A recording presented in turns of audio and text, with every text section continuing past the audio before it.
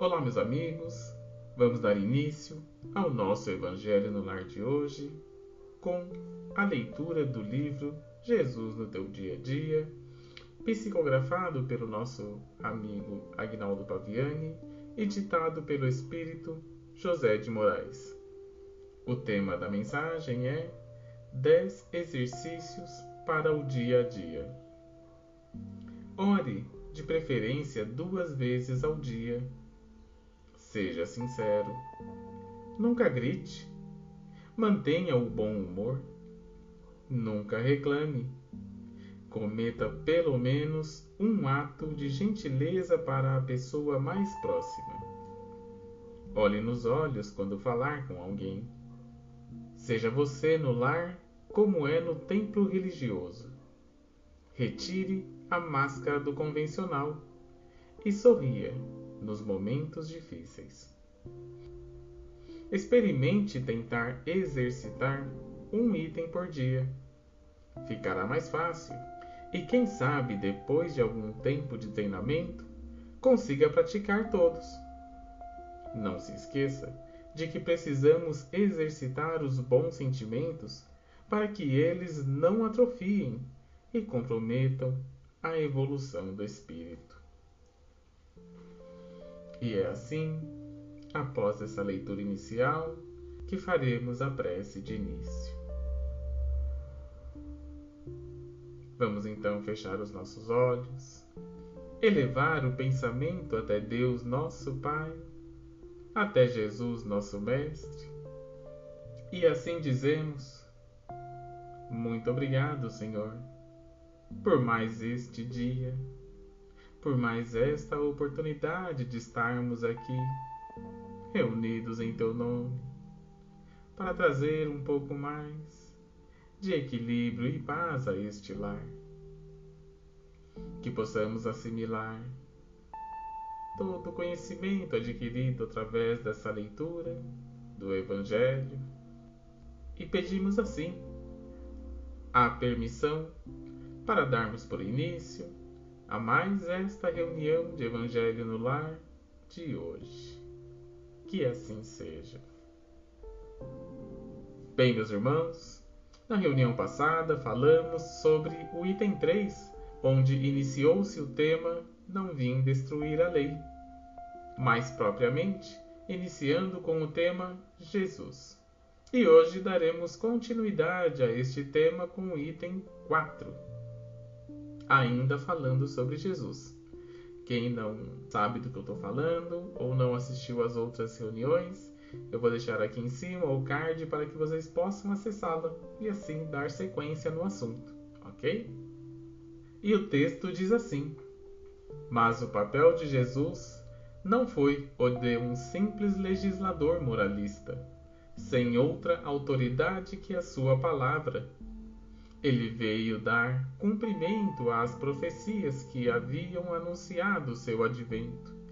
Sua autoridade decorria da natureza excepcional do seu espírito e da sua missão divina.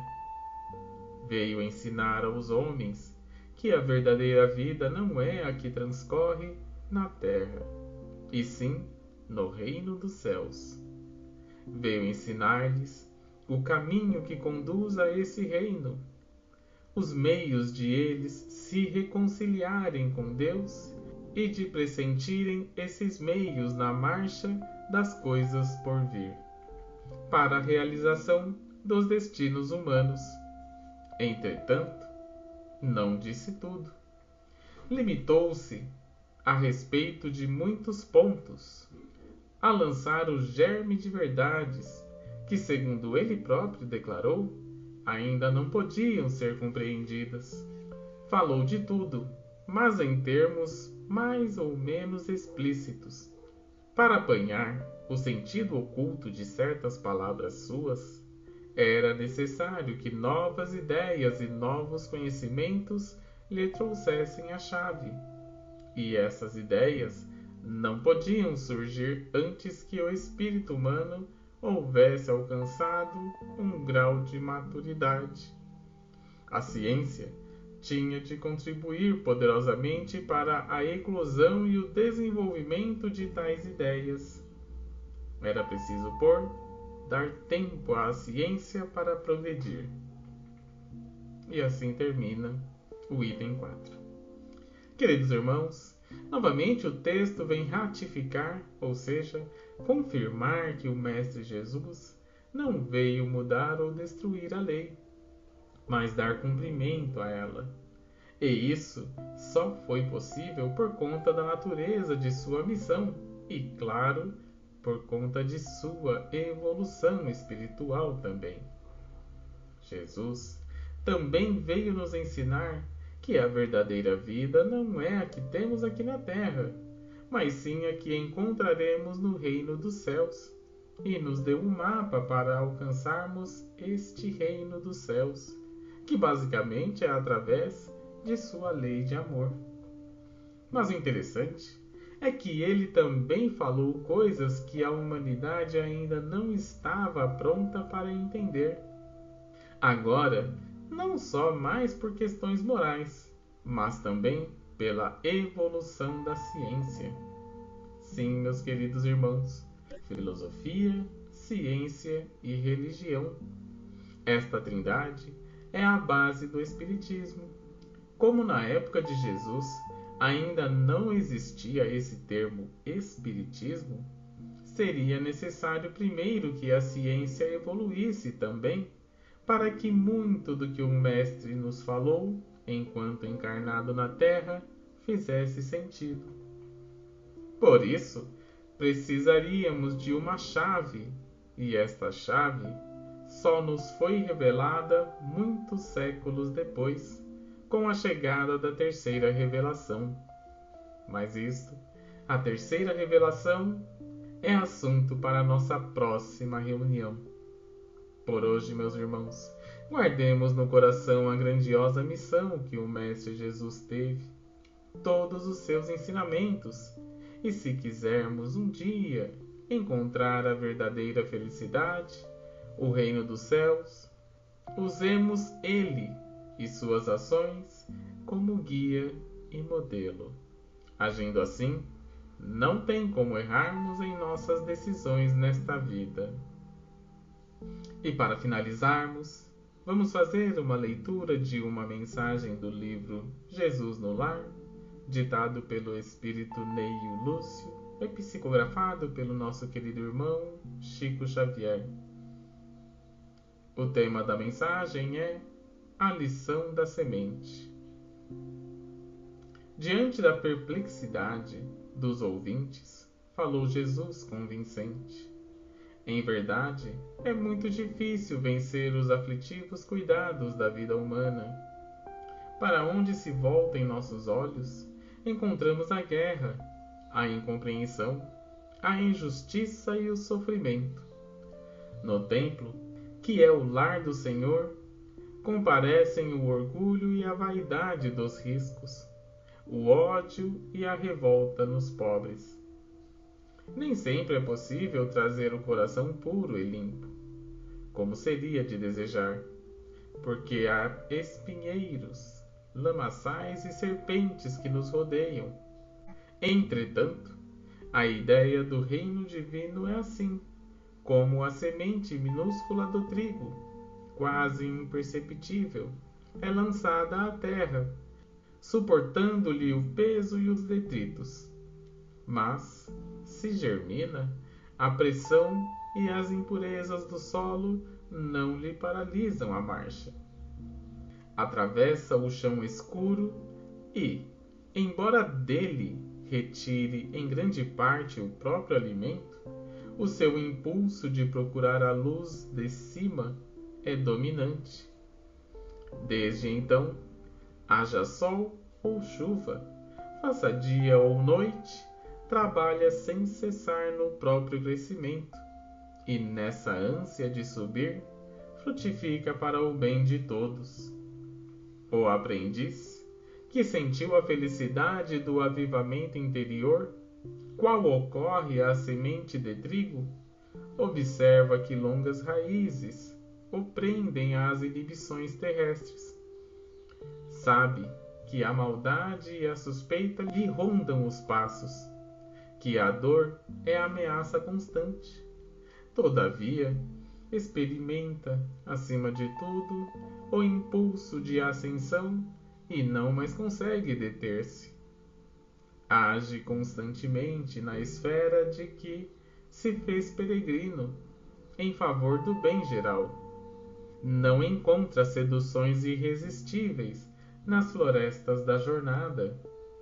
O reencontro com a divindade, de que se reconhece venturoso herdeiro, constitui-lhe objetivo imutável e não mais descansa na marcha, como se uma luz consumidora e ardente lhe torturasse o coração. Sem perceber, produz frutos de esperança, bondade, amor e salvação, porque jamais recua para contar os benefícios de que se fez instrumento fiel. A visão do Pai é a preocupação obcecante que lhe vibra na alma de filho saudoso. O mestre silenciou por momentos e concluiu: em razão disso, ainda que o discípulo guarde os pés encarcerados do lodo da terra, o trabalho infatigável no bem, no lugar em que se encontra, é o traço indiscutível de sua elevação. Conheceremos as árvores pelos frutos, e identificaremos o operário do céu pelos serviços em que se exprime. A essa altura, Pedro interferiu perguntando: Senhor, quer dizer então, daqueles que conhecem os sagrados princípios da caridade e não os praticam? Esboçou Jesus manifesta satisfação no olhar e elucidou: estes, Simão, representam sementes que dormem, apesar de projetadas no seio dadivoso da terra. Guardarão consigo preciosos valores do céu, mas jazem inúteis por muito tempo.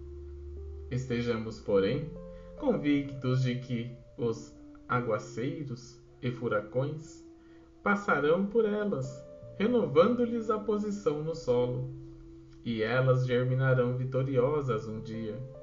Nos campos de nosso Pai, há milhões de almas assim, aguardando as tempestades renovadoras da experiência, para que se dirijam à glória do futuro.